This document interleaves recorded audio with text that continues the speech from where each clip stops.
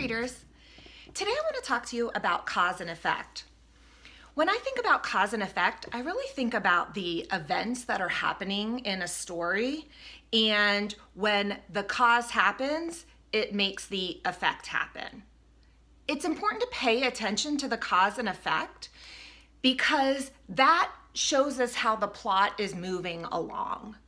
So readers, one thing that you can do is track a character's actions, like the events in the story of what the character is doing, in order to see what the effect is.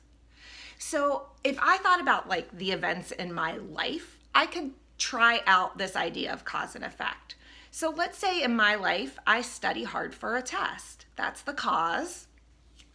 Then the effect would be that I got a good grade. It's like what happens as a result of what the character is doing.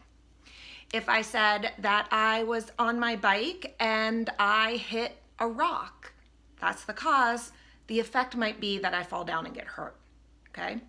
So when I am reading, I can track what a character is doing to see the cause and then the effect from that. So I've been reading this book. It is a graphic novel. It's called Camp, and it is by Kayla Miller. And in Camp, I have two main characters, Willow and Olive. They go to camp together, and Willow is very shy. She just wants to be friends with Olive, and Olive is at camp. It's sleepaway camp. She wants to really get to meet other people. And so there's some friction between their friendship. So here's the strategy that I was trying that you might want to try when you're reading a fiction book. So in my reader's notebook, I have this T-chart.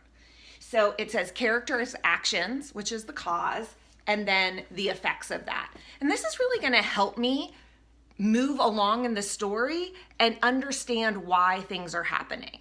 So I'm going to make this chart, and then I'm going to list just the important things that really happened in the story. And those are going to be that's going to be the cause.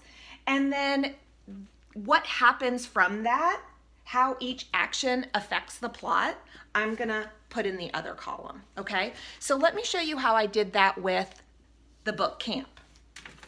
So this was in my reader's notebook, but I made it larger so you could see it. So I'm going to put it up here. Make sure you can see it. And so when I was tracking it, here are some of the big actions that I found important to write down. So one of them is that Willow does not want Olive to hang out with other people. Okay, that's an action. She tells her that, she holds on to her, she holds her hand. She doesn't want her to hang out with other people. Now, the effect of that is that Olive and Willow get in a really bad fight. So because of this, the effect happened, okay? So another thing that I thought was important was that Olive actually kind of stands up for herself, and not in a mean way, but she says, Willow, you have to try and make new friends. I can't be your only friend here.